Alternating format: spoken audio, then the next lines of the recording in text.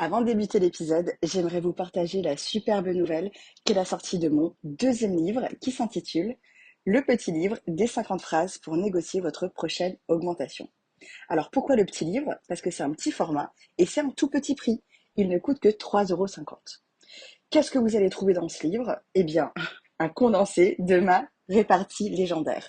C'est-à-dire quoi dire et quoi ne pas dire quand on veut négocier son salaire d'entrée lors d'un entretien d'embauche, quand on veut demander une augmentation, mais également pour les indépendants et les indépendantes, quand on veut négocier ses prestations ou quand on veut augmenter ses tarifs.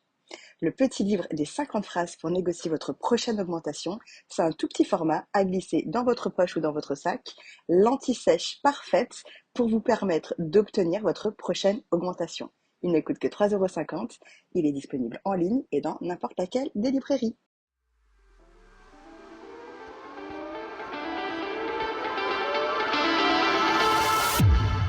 Bonjour et bienvenue dans Ma Juste Valeur, le podcast référent sur la négociation de rémunération qui vous apprend à négocier vos salaires, négocier vos tarifs, obtenir une augmentation et globalement la rémunération que vous méritez.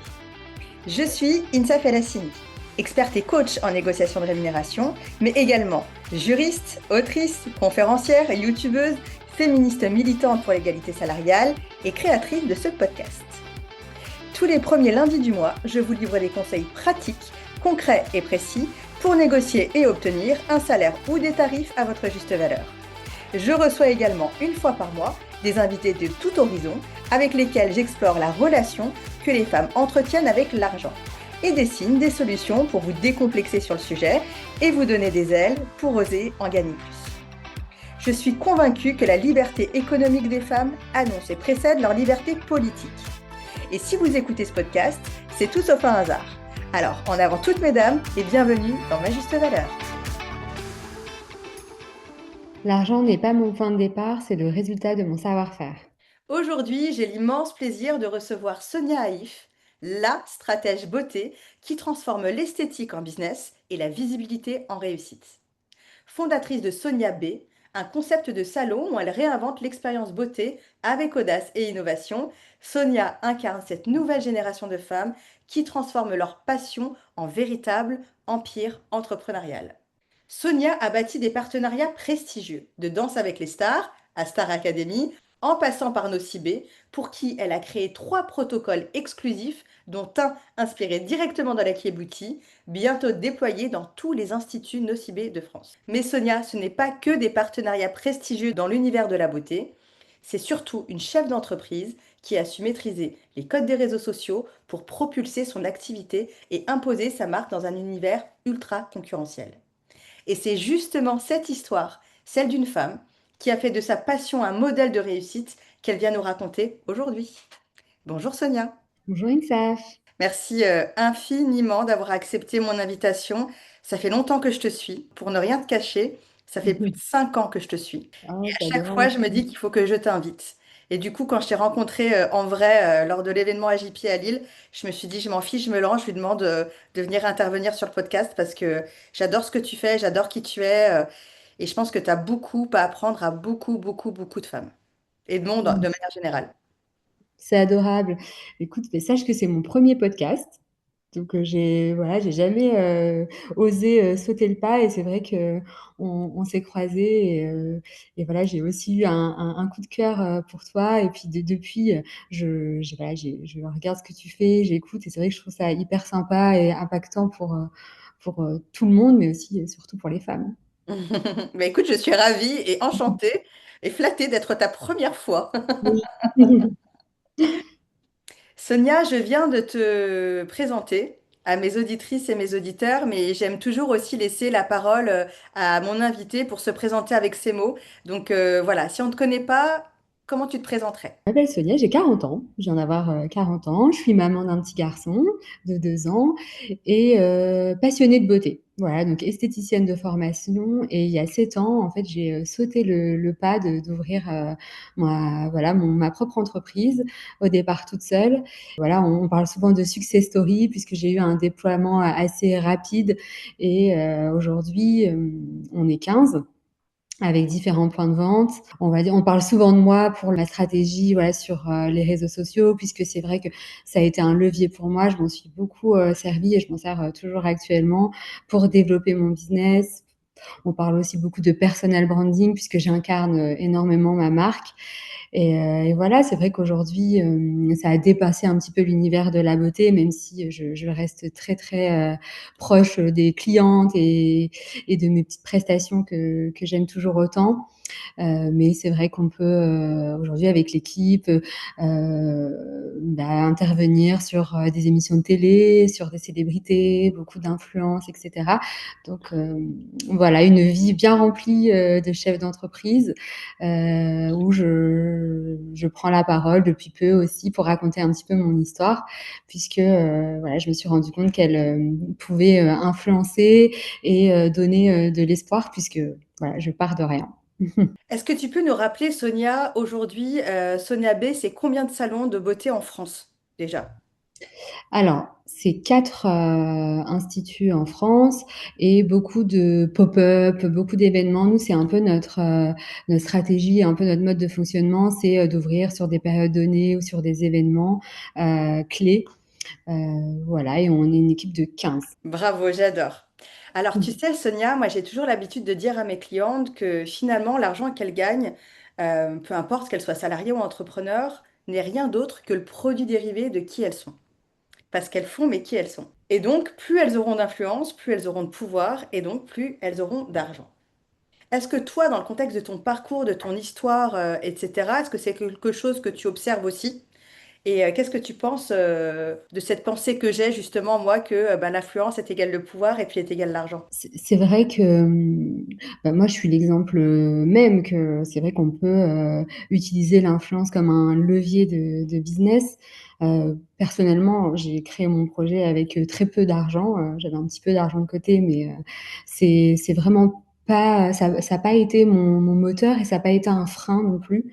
Voilà, je me suis toujours dit que c'était un peu le résultat finalement d'un travail, voilà, le résultat d'un savoir-faire. Mais c'est vrai qu'aujourd'hui, l'influence, si on l'incarne, c'est pour moi, au-delà de l'argent, c'est plus voilà, incarner des valeurs et rester fidèle à soi-même. C'est sûr que ce qui en découle, c'est de gagner de l'argent. En fait, j'aime bien aussi parce que dans ta citation d'introduction, tu dis que l'argent, c'est le résultat de ton savoir-faire.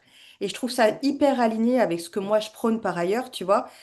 Et en fait, ce que j'aime bien dans ton parcours, Sonia, parce qu'on en a parlé évidemment avant, quand on a préparé l'épisode, etc., en fait, tu n'es pas arrivé à l'entrepreneuriat en te disant, ben moi j'arrive pour faire beaucoup d'argent. Tu es juste arrivé parce que, voilà, et tu vas nous le raconter, parce que de toute façon, tu le raconteras mieux que moi, mais tu es arrivé à l'entrepreneuriat parce que tu avais une opportunité à un moment donné, tu t'es dit, bah, c'est un désir au fond de moi que j'ai, bah, lance-toi, voilà. Finalement, pourquoi pas. Mais tu n'as pas juste utilisé ton savoir-faire d'esthéticienne, parce que c'est ta formation de base, tu as aussi, au fur et à mesure du temps, développé un savoir-faire de marketing, de personal branding et d'entrepreneuse, de chef d'entreprise. Et ça, finalement, c'est des choses que tu as appris sur le tas. Et c'est ça que je trouve hyper intéressant, parce qu'au final, ton savoir-faire, c'est pas juste le fait que tu sais très bien faire ton métier de base et ton métier d'origine, c'est que c'est aujourd'hui, tu sais aussi très bien faire, ton savoir-faire, c'est devenu l'addition de plusieurs éléments qui ont fait que voilà, tu es une autre personne et qu'aujourd'hui, tu n'es pas juste l'esthéticienne qui voulait avoir son institut, mais tu es devenu beaucoup plus que ça. Qu'est-ce que tu penses, toi? Qu'est-ce que tu en penses? C'est vrai que quand je me suis lancée, j'aurais pas imaginé d'ailleurs, tout ça. C'est arrivé puisque voilà, je suis esthéticienne depuis plus de 20 ans, donc j'ai travaillé dans un institut, hein, voilà, qui a fermé un peu subitement et je me suis dit: «Bon, qu'est-ce que je vais faire maintenant?» C'est vrai que l'institut dans lequel je travaillais, il était top. Je voyais pas ce qu'il y avait au-dessus et surtout je voyais, mes patrons à l'époque qui étaient 2 hommes, faire beaucoup de plein de tâches qui n'étaient pas finalement des soins esthétiques, donc ça me donnait pas vraiment envie. Et quand ça s'est fini, c'est vrai que je me suis retrouvée voilà, j'étais, franchement, ça a été une des périodes les plus difficiles, de ma vie puisque j'adorais, ce que je faisais et j'avais pas prévu que ça arrive comme ça. Et c'est plutôt vraiment les clientes qui m'ont dit: «Mais Sonia, il faut te mettre à ton compte». C'est vrai que j'avais une superbe clientèle et ils m'ont un peu poussée et assez naïvement. je me suis dit: «Bon, bah, pourquoi pas?» Finalement, c'est un peu faire la même chose, mais pour moi. Donc c'est vrai que je me suis voilà, c'est comme ça que j'ai décidé finalement de m'installer. J'étais déjà convaincue d'être une bonne esthéticienne. Franchement, je te le cache pas que j'avais beaucoup d'expérience, c'est un métier passion, j'étais toujours à l'affût de la nouveauté, donc ça, c'était pas trop, pas trop un questionnement pour moi. J'étais hyper sûre de moi. Je suis toujours, dans mon métier, mais c'est vrai que, comme tu dis, en fait, je me suis assez vite mise sur les réseaux sociaux, au départ un petit peu, pour m'amuser. J'ai vu que ça pouvait, bah, m'aider dans mon business et petit à petit, bon, bah, j'ai commencé, à établir des stratégies, marketing et voilà, au fur et à mesure des années, bah, j'ai dû apprendre à être, une bonne dirigeante, une bonne manager, une bonne gestionnaire et tout ça, c'est sûr que j'ai pas appris à l'école, mais sur le tas. Voilà, alors après je me suis fait beaucoup aider. Je pense que l'entourage, pour moi, c'est un des voilà, c'est un des secrets en tout cas pour avancer puisqu'on peut pas tout maîtriser et c'est vrai que comme tu l'as si bien dit, moi ma formation c'est esthéticienne donc je peux pas, même si j'essaye d'apprendre un maximum, j'apprends encore beaucoup mais c'est vrai que, aujourd'hui, j'ai plutôt, plusieurs casquettes et finalement ce que je fais le moins, c'est les soins à mes clientes. Et c'est hyper intéressant parce qu'on voit comment tu as évolué toi aussi avec ton métier, avec ton aventure entrepreneuriale. Tu n'es plus du tout la même Sonia qui s'étend Ouais. après avoir lancé son salon. D'ailleurs, Sonia, c'est hyper intéressant parce que quand on a échangé toutes les deux pour préparer l'épisode, tu m'avais dit, le moment où je me suis lancée, j'avais le choix parce que j'avais un petit pécule de côté et j'avais le choix soit à investir dans un appartement, soit à Mmh. l'investir dans mon salon. Est-ce que c'est ça ton point de bascule de ton aventure entrepreneuriale? Est-ce que c'est ce choix en particulier, maintenant, en regardant dans le rétroviseur? Ou est-ce que c'en est un autre? Alors, c'est vrai que bon, comme tout le monde, je mettais un petit peu de sous de côté, je me disais: «Bon, bah, c'est pour, acheter, heu, voilà, quand ce sera le bon moment» et c'est sûr que quand ça s'est présenté devant moi, enfin, quand je me suis dit: «Bon, bah, c'est le moment», heu, au final, enfin, j'ai pas énormément réfléchi parce que je pense que, voilà, mon métier, je l'adore et j'étais convaincue que dans tous les cas, ça marcherait. C'est vrai que j'avais pas eu trop de doutes. Alors, à ce point, peut-être pas, mais en tout cas, de mener ma petite aventure, dans mon petit institut toute seule, voilà, je j'avais pas un salaire astronomique à l'époque, ça pouvait pas être pire. Mais c'est vrai que, ça a pas été un énorme choix, un peu dilemme de se dire, «Bon, j'investis pas pour un appartement, mais pour mon business». Ça, je l'ai plutôt bien vécu. J'ai voilà, c'était pas for enfin, ça a été une grande décision quand même, mais je voilà, je me suis lancée assez facilement. Et du coup, est-ce qu'il y a eu cette dimension risque quand même, ou finalement, est-ce que tu dirais que le moment où tu t'es lancé, bah, il n'y avait pas vraiment de différence entre te mettre à ton compte et redevenir salarié? Du coup, bon, bah voilà, puisque c'était bonnet blanc et blanc bonnet, tu es devenu entrepreneur. Ou est-ce qu'il y avait quand même une dimension risque qui a fait que, est-ce qu'à un moment donné, il y avait quand même un moment où tu t'es dit, bah, un petit dilemme, est-ce que je retourne dans le salariat ou pas du tout peut-être?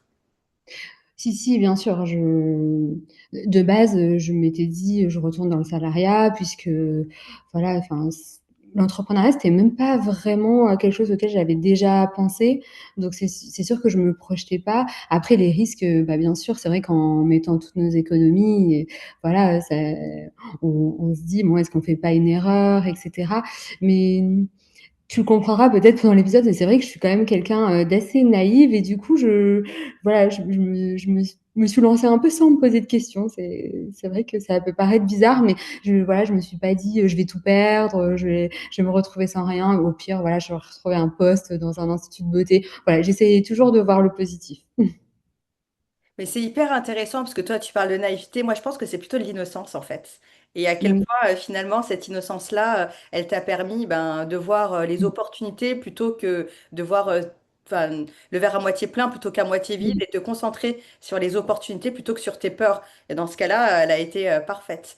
Pour moi, ton innocence, elle est encore plus parfaite et elle est encore plus... et c'est, je trouve, ce qui fait ton authenticité, Sonia, parce que quand on est une personne qui évolue comme toi en 7 ans c'est long, mais c'est aussi très court.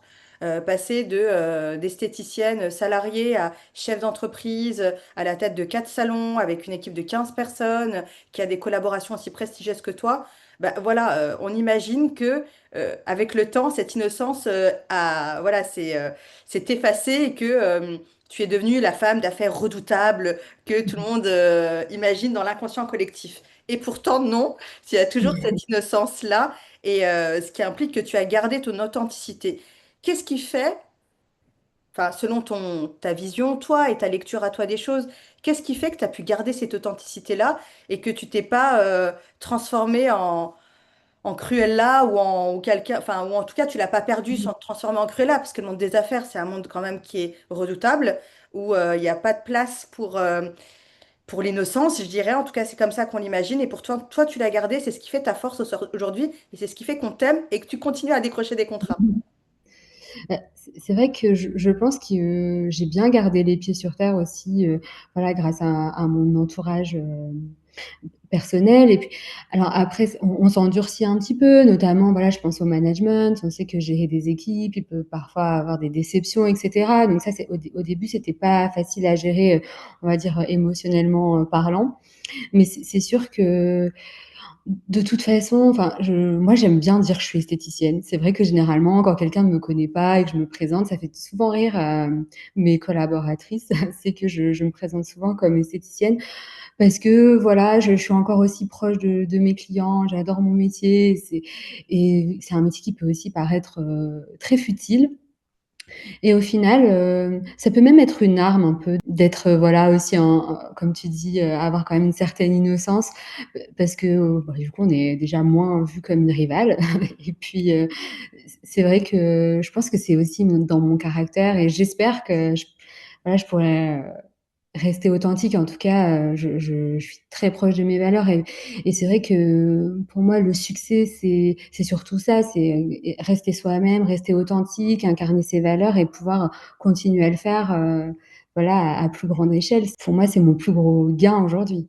Et est-ce que tu dirais, Sonia, qu'à chaque fois que tu as fait face à une difficulté, parce que tu l'as dit, il y a eu des difficultés sur ton passage, notamment, tu le mentionnais, le management, mais certainement autre chose. Pourquoi je te pose cette question? C'est parce que la plupart de mes clientes qui sont un peu dans ton profil à toi, leur principale crainte, c'est de changer et de perdre cette innocence-là.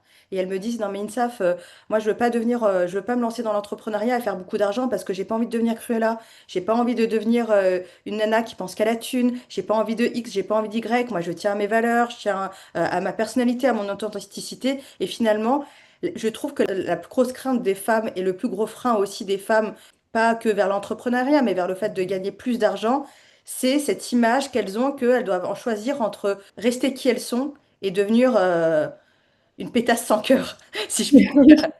Et en fait, elles n'ont pas envie de devenir une pétasse sans cœur. Et je comprends, je les comprends, évidemment, qui a envie de le devenir. Mais tu vois, elles ont un peu cette image de, si je prends l'image qui est un peu connue de tout le monde de Gossip Girl, elles ont envie de rester Serena, elles n'ont pas envie de devenir Blair Waldorf, tu vois. À moins que dès le départ, c'est des Blair Waldorf. Mais tu vois, elles n'ont pas envie de devenir cette femme méchante qui calcule tout, qui devient une espèce de robot, etc. Et toi, je trouve que tu es vraiment l'exemple parfait pour ça, parce que le fait de rester qui tu es, le fait de garder cette innocence-là, de garder ce que toi t'appelles futilité, moi je trouve pas que ça soit futile, hein. Il n'y a pas de sujet moins futile que d'autres, hein. Mais on y reviendra d'ailleurs.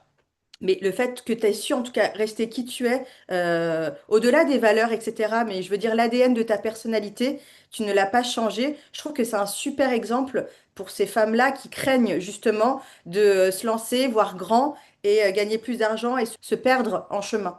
Est-ce que toi, comment tu as fait justement pour, au-delà de l'entourage, etc., comment tu as fait pour pas te perdre en chemin? Est-ce que à chaque fois tu t'es dit, bah, c'est pas grave, même si bah, voilà, j'ai une mauvaise expérience, je continue à être qui je suis et peu importe, je sais que en y restant qui je suis, je vais y arriver? Ou est-ce que tu as dû faire face à des choix, à des moments? Comment on fait pour rester qui on est au final? C'est ça ma question, on y vient. C'est là, on est sur une question presque existentielle, hein. Bah, déjà, vraiment, de toujours se souvenir d'où on vient. Je pense que c'est peut-être un peu bateau, mais c'est hyper important. Voilà, moi, je viens d'une famille modeste, et du coup, c'est vrai que je j'ai été élevée bien sûr, avec ce qu'il fallait, mais voilà, pas dans l'excès. Donc j'ai je sais ce que c'est, donc c'est vrai que d'avoir plus, je le prends aussi de manière, assez légère au final, et c'est vrai qu'à à chaque fois que j'ai des décisions à prendre, alors c'est pas toujours facile, mais voilà, je me pose toujours la question, est-ce que c'est en accord avec moi-même? Voilà, c'est vrai que moi j'ai beaucoup de mal à dire non. J'y travaille, donc parfois, voilà, j'ai pu faire des choses aussi, où, je me reconnaissais moins pour faire plaisir, et c'est vrai qu'en général, bah, voilà, c'est pas ce qui, réussit le mieux. Donc plus j'avance et plus je me dis que je pourrais encore plus «savourer» entre guillemets mon succès, aller plus loin si je reste, voilà, moi-même et au plus proche de ma passion au final, qui est la seule chose que je sais faire, hein, c'est c'est ça, c'est la beauté, en parler, le développer. C'est difficile quand même à expliquer. C'est ma personnalité, vraiment, elle a pas énormément changé entre, alors je me suis un petit peu endurcie parce que, voilà, forcément, hein, un rythme qui est assez intense avec beaucoup de, charges sur les épaules puisque je suis seule, hein, toujours à la tête, de l'entreprise. Donc c'est vrai que c'est pas toujours facile. Il y a des choses que, voilà, j'aime moins faire. Mais voilà, j'essaye de toujours prendre du recul et de me dire: «Bon, est-ce que toi, Sonia, en dehors de l'entreprise, en dehors de Sonia B et cetera, est-ce que c'est en accord avec toi-même?» Du coup, Sonia, est-ce qu'on pourrait dire que la clé pour garder son authenticité, c'est continuer à prendre du plaisir dans ce qu'on fait? Ah oui, clairement, clairement. C'est pas toujours facile, hein, parce que c'est vrai que, aujourd'hui, on entend beaucoup l'entrepreneuriat est égal, liberté et cetera. Voilà, je pense que ça, déjà, c'est totalement faux. Donc c'est vrai qu'on peut pas, aimer, toutes les tâches, qui sont autour de ça, parce qu'il y a quand même beaucoup de gestion de problèmes, donc faut aimer ça. Mais c'est vrai que voilà, moi, j'essaye de tout tourner au positif, voilà, rien n'est grave, donc continuer à prendre du plaisir, essayer de travailler avec des gens avec qui, on peut travailler dans la bonne humeur, et voilà, prendre du plaisir en effet. Parce que si on devient un peu victime de son business, comme je peux malheureusement le voir souvent, c'est triste, et pour moi, il faut vraiment, arrêter dans ce cas-là. C'est hyper intéressant ce que tu partages, Sonia, parce que tu vois, quand il y a quelque chose qu'on voit et on en parle très souvent, c'est le fameux algorithme Instagram. Et pour tous les marketeuses et les marketeurs, en tout cas tous ceux qui partagent des conseils de marketing, ils te disent toujours, pour développer ton influence, il faut que tu restes toi-même. Mais en fait, les gens, ils trouvent beaucoup de difficultés entre rester eux-mêmes et développer l'influence parce qu'ils sont toujours convaincus que pour avoir du succès, il faut forcément répondre à une stratégie. Et en fait, toi, ta stratégie dès le départ, c'est d'être toi-même. Et tu l'as Mmh. pas changé, cette stratégie. Et pour le coup, ça a été ta meilleure stratégie marketing. Et puis, au-delà du fait d'être toi-même, c'est aussi d'écouter ton instinct, parce que je me souviens, quand on a préparé cet épisode, tu m'avais dit, Insaf, c'est assez drôle, parce que lorsque j'ai commencé à m'installer un peu dans mon premier salon et que je devais investir, moi, j'ai tout de suite voulu prendre une community manager. Et Ouais. tout le monde, mon comptable, tout le monde, mon banquier, tout le monde me disait, mais Sonia, pourquoi tu veux pas prendre une autre esthéticienne plutôt? Pourquoi Oui. prendre une community manager? Et finalement, tu as suivi ton instinct et tu as pris cette community manager plutôt que prendre une autre esthéticienne. Et ça a été quand même aussi un point de bascule parce que tu as pu nourrir encore plus ton influence. Est-ce que tu peux nous raconter tout ça, s'il te plaît? Et à quel moment, enfin, qu'est-ce qui a fait que tu as décidé de suivre ton instinct plutôt que des conseils de personnes qui sont censées, au final, en savoir plus que toi sur le business? Ah oui, c'est vrai que c'était un moment quand même, voilà, où tout le monde considérait que je faisais une erreur, ma comptable et cetera, tous les gens un petit peu autour de moi. Mais c'est vrai que j'ai vraiment pris le plaisir à poster sur les réseaux sociaux, et puis je me suis quand même aperçue à un moment donné que, bah, ça avait un peu ses limites. Je ne savais pas spécialement faire les montages, les photos, bah, c'est vrai que c'était authentique, mais du coup, c'était pas forcément toujours la même, la bonne lumière, et j'avais pas le temps puisque moi j'étais, full-time, en prestation, et c'est vrai que voilà, j'ai dit à tout le monde: «Bah, je vais, chercher une community manager, quelqu'un qui va intégrer l'entreprise, l'entreprise et être là full time pour m'aider. Et c'est surtout que j'avais plein de choses en tête que j'avais envie de faire, mais j'étais un peu bloquée par mes capacités aussi et puis par le temps. Et c'est vrai que tout le monde m'avait déconseillé en me disant mais pour développer, vaut mieux que tu ajoutes une esthéticienne supplémentaire, etc. Et finalement, j'ai suivi mon instinct, comme à chaque fois en fait. C'est vrai que je m'écoute moi.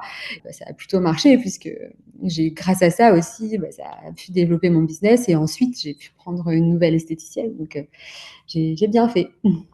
Même plusieurs esthéticiennes, puisque Bah, maintenant oui. tu es à la tête d'une équipe Oui, de 15 personnes.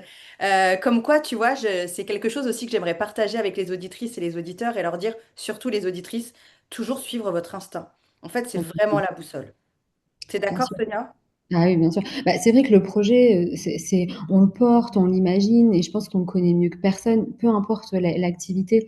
Et c'est vrai que c'est bien d'être conseillé, d'être entouré, mais il faut aussi, voilà, toujours s'écouter. Et voilà, tout à l'heure, tu parlais de l'algorithme et de ce qu'on poste. C'est vrai que moi, hein, enfin, je me suis mis voilà, en photo, en vidéo au départ parce que bah, ça m'amusait et j'aimais bien. Mais c'est vrai que j'ai tout de suite remarqué très vite que c'était les contenus qui plaisaient le plus. Parce qu'aujourd'hui, de voir, en tout cas pour mon activité, de voir un avant-après ou de voir, enfin, franchement, ça intéresse plus personne. Les gens veulent connaître l'histoire de l'institut, veulent connaître les personnes qui travaillent, veulent connaître voilà tout ce qui se passe derrière une fois qu'on a fermé. Donc c'est vrai que tout ça, au final, on s'en rend vite compte. C'est assez simple dans les statistiques. On voit toujours qu'à partir du moment où on incarne son projet, c'est là où ça décolle.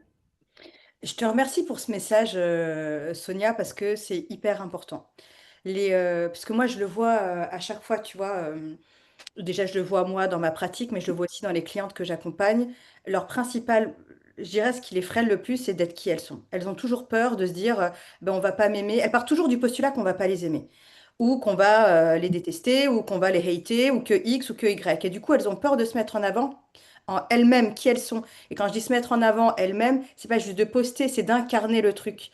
Or, on voit bien dans ton histoire à toi, et puis même dans toutes les histoires, à Mmh, chaque fois, c'est quelque chose, moi, je trouve, qui revient régulièrement quand tu incarnes ce que tu fais à ta manière, et ben finalement, c'est ça que les gens apprécient et c'est à ce moment-là que le business décolle.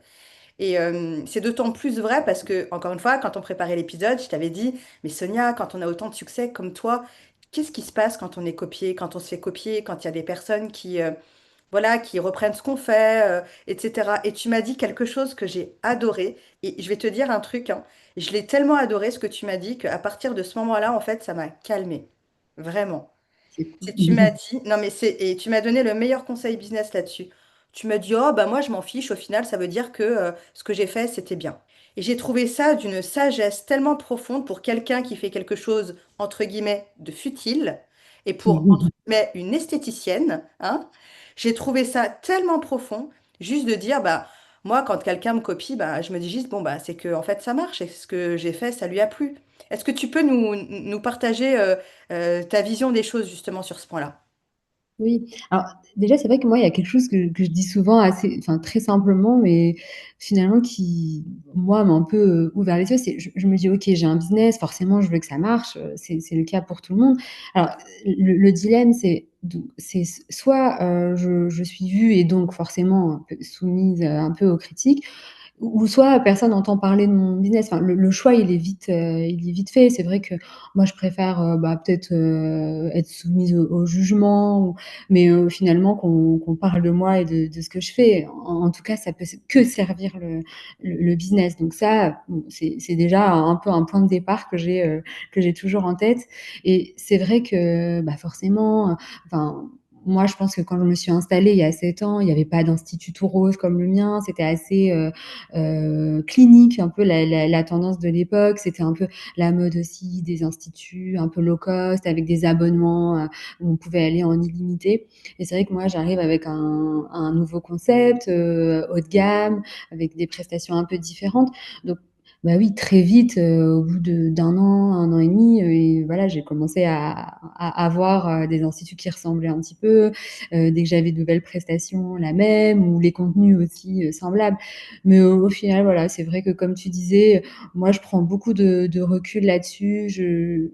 C'est pas j'ai pas envie de mettre mon énergie et puis je me dis que mais vraiment ma vision, c'est de moderniser notre métier, c'est de le mettre en valeur et cetera. Donc si ça peut inspirer d'autres, heu, collègues, je dirais et ben, voilà, super. Après, c'est vrai que c'est toujours, mieux quand c'est bien fait et quand, puisque p pour la plupart, elles viennent me poser des questions et cetera et je suis toujours très contente d'y répondre. Mais j'avoue que sinon, pour le reste, comme tu l'as bien dit, moi, franchement, je m'en fiche. J'adore, mais en fait, je trouve ça hyper important de l'entendre de la bouche de quelqu'un comme toi. Parce qu'en fait, c'est vrai que aussi, j'ai beaucoup de clientes qui polarisent dessus. Même moi, je le confie à un moment donné, au début, je polarisais dessus, c'était quelque chose qui pouvait me rendre malade, en fait. Et donc, le fait de prendre du recul, c'est vraiment... et j'avais une de mes clientes qui, pour se libérer, s'était dit bah, de finalement, Auchan et Carrefour vendent la même chose, mais exactement la même chose. Pourtant, tu préfères toujours aller soit chez Auchan, soit chez Carrefour. Et donc, au final, ce qui compte le plus, c'est ta personnalité, c'est qui tu es et comment tu incarnes ce que tu fais. Et c'est exactement ça la leçon de Sonia. C'est vraiment Oui. cette leçon-là. Et je l'ai trouvée hyper puissante. Oui et c'est vrai que, comme tu dis, ça colle pour tout le monde, que ce soit pour toi ou enfin, même si quelqu'un fait la même chose, bah, aujourd'hui, on va s'attacher à ta façon de faire, à ta personnalité et c'est vrai aussi, le fait de l'avoir fait avant, tu as aussi quand même toujours une petite longueur d'avance et puis des fois, moi, ça me permet aussi de me remettre en question et de me dire: «OK, bah, du coup, c'est peut-être le moment aussi d'aller voir plus loin, d'avoir un regard, neuf sur, bah, sur ce que je fais» et c'est, une motivation comme une autre. Hyper intéressant. Sonia, comme tu le sais, mon podcast, c'est un peu le podcast sur les femmes et l'argent, hein. On parle négociation de rémunération, on parle d'argent, de mindset, plein de trucs autour de tips, etc. Toutes plein de choses autour de l'argent. Là, ce qui m'intéresse dans quelqu'un avec ton profil, c'est vraiment de voir quels ajustements tu as dû faire, toi, personnellement, pour accepter peut-être gagner autant d'argent. Parce que ce qu'on observe, c'est que les personnes qui sont issues de milieux modestes et qui ont été et qui se sont habitués à un certain niveau de revenu, quelquefois, le gap est compliqué d'un point de vue état d'esprit et même système nerveux. Elles sont pas toujours à l'aise de gagner beaucoup plus d'argent. Comment tu as fait pour t'assurer que ce gap-là que tu allais faire entre ton salaire d'esthéticienne senior, même si tu avais certainement un salaire confortable, en tout cas qui te convenait, peu importe s'il était confortable ou pas, ce qui est le plus important, c'est qu'il te convenait, comment tu as fait pour accepter gagner plus d'argent? Parce que ce qu'on dit pas, c'est que l'un aussi des principaux freins des femmes à gagner plus d'argent, c'est que soit elles pensent qu'elles ne le méritent pas, soit en fait elles sont pas à l'aise parce que comme elles n'ont jamais gagné autant d'argent, c'est quelque chose que leur système nerveux n'arrive pas à gérer en fait. Est-ce que toi, tu as dû faire des ajustements par rapport à ça? Oui, alors c'est plus, c'est vrai que, moi je suis toujours un peu, frileuse donc j'ai pendant longtemps, j'ai quand même, bah, tout misé sur, l'entreprise et finalement j'ai pris, un salaire, tardivement.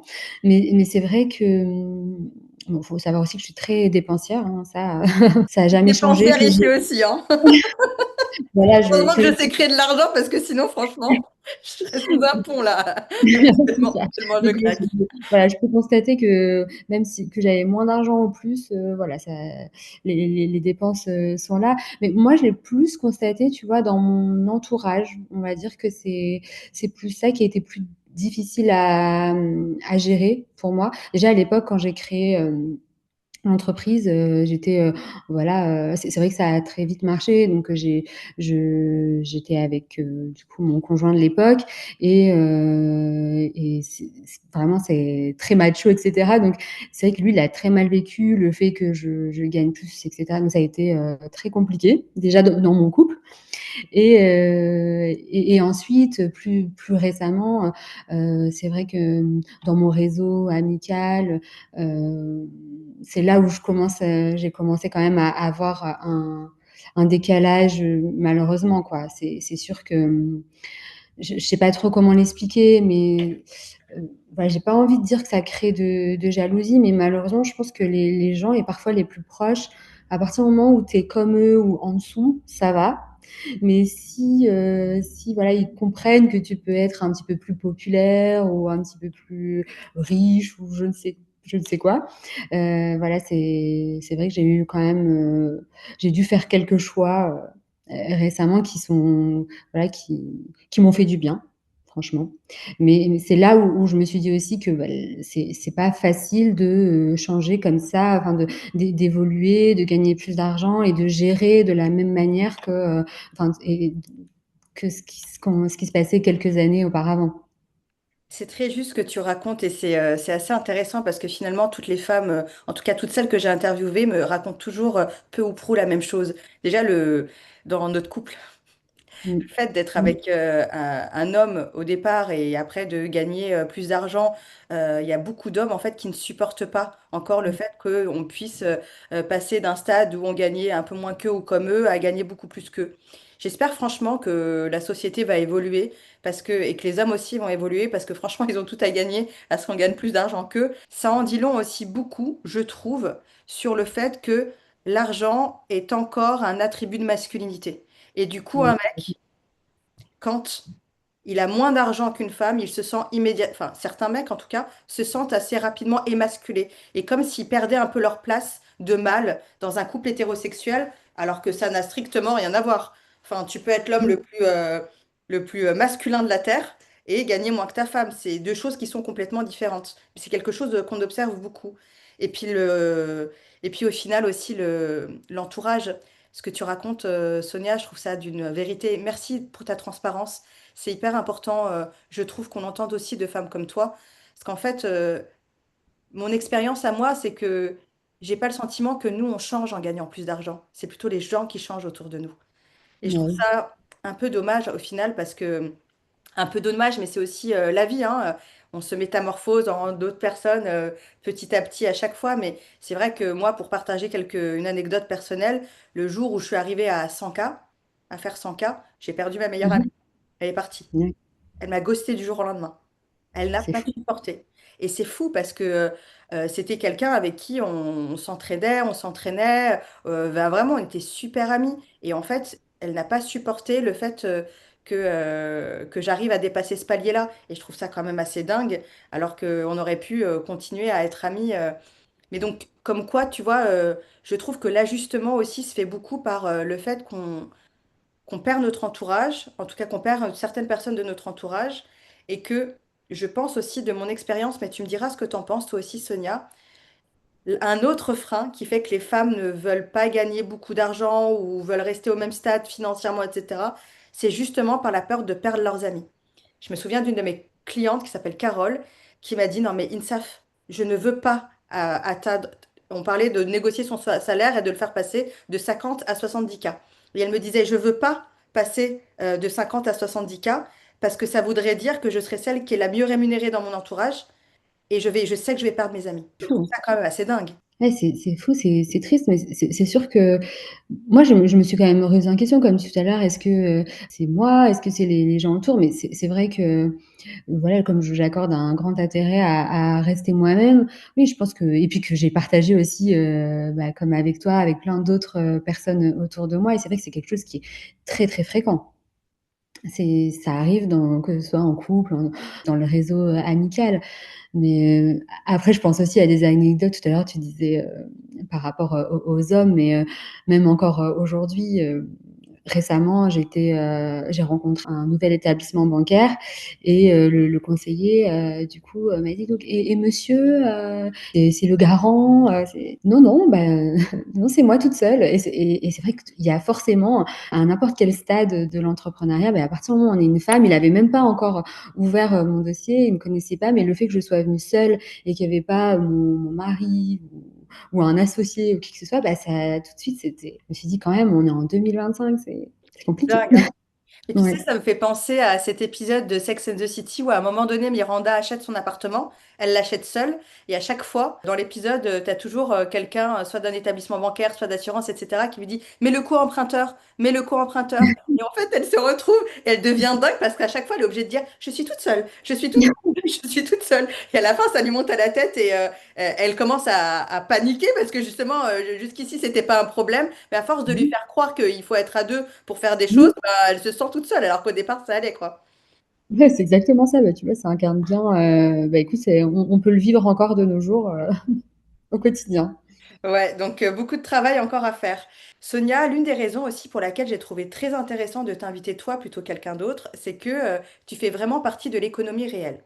Aujourd'hui, quand on parle de success story entrepreneuriale, on parle de licorne, de start-up, voilà, tu vois, toute cette phase-là, on en vient un peu à bout quand même, mais tu as l'impression que pour réussir dans l'entrepreneuriat, pendant longtemps ça a été le cas, et encore un peu aujourd'hui, il fallait être dans une start-up. Si t'es pas dans une start-up, bah, si tu lèves pas des millions, enfin voilà, tu es un petit entrepreneur de seconde zone ou une petite entrepreneur de seconde zone. Et aujourd'hui, je trouve que voilà, on en revient un petit peu parce que voilà, cette tendance-là de la start-up est en train de s'essouffler, comme un vieux soufflé pourri. Mais en tout cas, moi, la raison pour laquelle j'ai voulu t'inviter, c'est parce que tu représentes toutes ces entrepreneuses-là, et c'est pour ça que je t'adore aussi. Tu les représentes fièrement et dignement, toutes ces entrepreneuses qui sont là et qui n'ont pas levé de fonds, qui n'ont pas de start-up et qui font partie de l'économie réelle. Et en fait, je trouve qu'il serait important maintenant de redonner les lettres d'or, en tout cas les lettres d'honneur, je sais plus comment on dit, mais à toute cette population d'entrepreneuses-là qui ne lèvent pas forcément des millions, qui n'ont pas de start-up, qui ne vont pas à San Francisco pour discuter avec Elon Musk et lui demander d'investir dans leur boîte, mais qui arrivent quand même à monter des business qui durent, à les développer et vraiment à aussi employer d'autres personnes et être un vrai moteur pour l'emploi de leur région. Et là-dessus, c'est vraiment une des raisons pour laquelle je voulais t'inviter. Et donc, j'en viens à ma question. Est-ce que dans ton développement, parce qu'on le voit, hein, avec toutes les femmes qui font au départ partie de l'économie réelle et qui reconnaissent un succès et qui après commencent à se développer. Par exemple, Kelly Mossol, hein, c'est comme ça. Finalement, il y a des gens, des hommes, qui arrivent et comme tu sais, des cochons à truffes, ils reniflent la thune et ils viennent, ils te demandent d'investir en toi et de te propulser finalement à une autre dimension. Est-ce que toi, tu as eu affaire à ce genre de proposition? Et si oui, qu'est-ce qui a fait que tu as décidé de rester qui tu es et d'évoluer toujours en restant dans l'économie réelle? Oui, alors merci déjà de poser cette question puisque c'est tellement important, voilà, tout comme tu dis, tous ces commerçants, on crée quand même de l'emploi et c'est vrai qu'on a eu tendance à être un peu oubliés pour la tech et pour, tout ce qui engendre aussi beaucoup d'argent à côté et c'est vrai que si je peux en représenter, quelques-unes, voilà, vraiment, je suis très fière et c'est vrai que, bah, récemment, voilà, je commence à avoir quelques propositions, 100% masculine, en effet, de m'aider à développer, d'investir, voilà, de faire plein de choses qui peuvent faire rêver. Mais c'est vrai que pour le moment, moi, je me sens pas, voilà, enfin, j'ai pas envie de passer ce cap-là, même si je suis consciente que ça pourrait être un énorme gap dans mon développement. Mais voilà, Sonia B, ça reste encore mon bébé. Je m'en suis bien sortie jusqu'à maintenant. Ça fait 7 ans. Voilà, je sais pas, peut-être qu'un jour, ça voilà, je serai OK avec ça, mais c'est vrai que pour le moment, c'est pas dans mes projets et j'espère pouvoir, continuer à le développer, seule. Ce serait, voilà, une super fierté et puis c'est vrai aujourd'hui, comme enfin, on l'a dit depuis tout à l'heure, j'incarne tellement et après ça veut rien dire, hein. On peut très bien être, entouré, financièrement et rester à la tête de son entreprise. Je m'imagine pas non plus, voilà, d'être partout, voilà, c'est pas mes envies donc voilà, aujourd'hui, je reste seule. Très bien. Et puis il y a de la force aussi à rester seul, de résister à ces sirènes-là et de pas voilà, céder à tous les mirages qu'on te fait miroiter. Parce qu'effectivement, même s'il y a des très belles success stories, en général, moi je le vois dans plusieurs tu vois, ne serait-ce qu'avec Victoria Beckham au final, tu vois. Oui. Je ne sais pas Mm. si tu as vu le documentaire. Oui, bien sûr, bien sûr. Voilà. On voit bien qu'à partir du moment où il y a quelqu'un qui a investi en elle, même si elle continue à incarner sa marque, etc., finalement, elle suit une stratégie qu'elle n'a pas forcément décidée en amont. Et des fois, tu peux même te faire éjecter. Je pense notamment à Inès de la Frésange, qui du Oui. jour au lendemain s'est fait éjecter de sa boîte parce que ça n'allait plus. Et sans parler de Inès de la Frésange, pour un exemple qui est un peu plus récent, je pense à Delphine Plisson, qui a monté Maison Plisson, et puis elle a fait rentrer des investisseurs, machin. Voilà, on lui a fait miroiter des trucs. Au final, on lui a dit merci beaucoup, au revoir et bon week-end, quoi.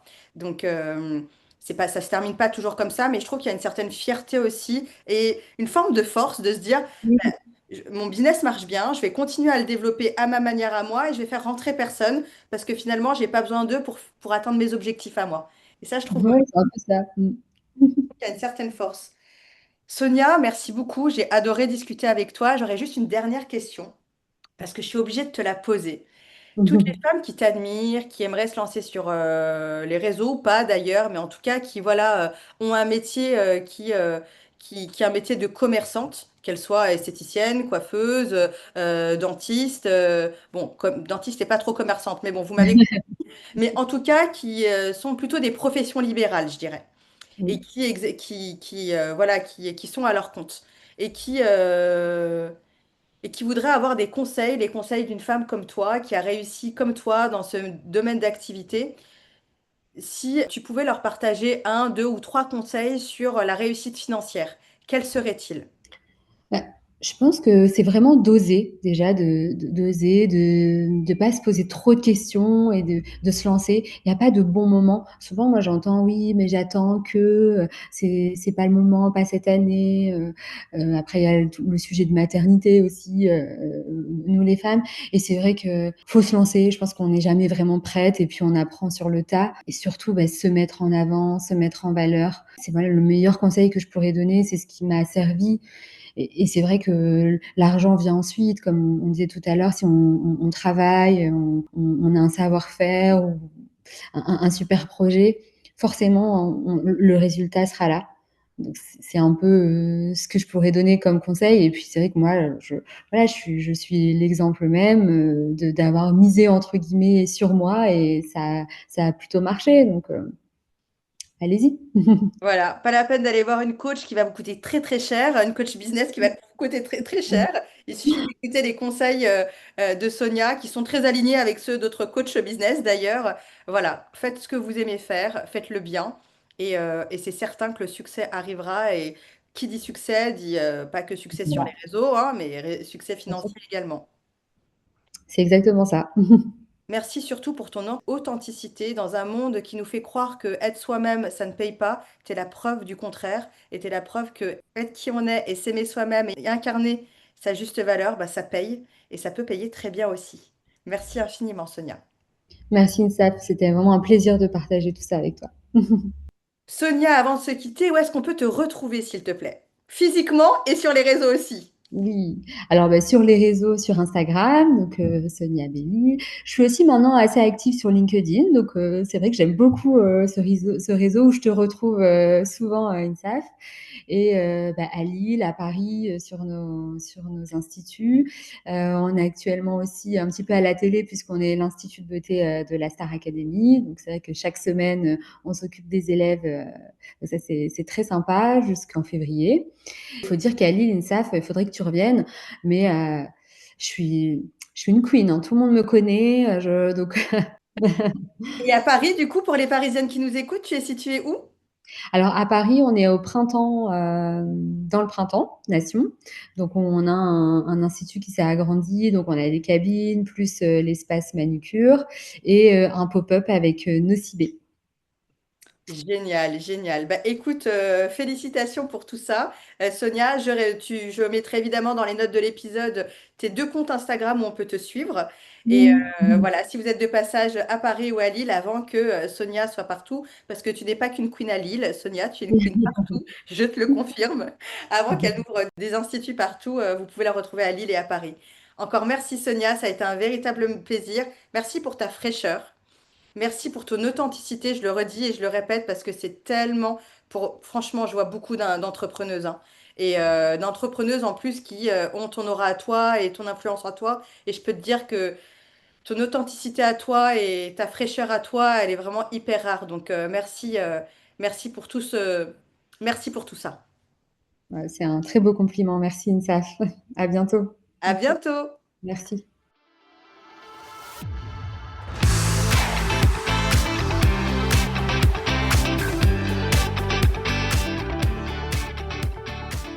Si vous aimez le podcast Ma Juste Valeur, vous allez adorer notre programme et nos offres de coaching à la négociation de rémunération.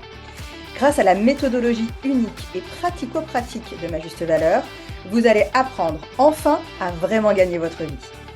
Vous allez notamment apprendre comment découvrir votre juste salaire ou vos justes tarifs sur le marché du travail, à construire une stratégie de négociation alignée avec vos priorités de vie et vos objectifs de carrière.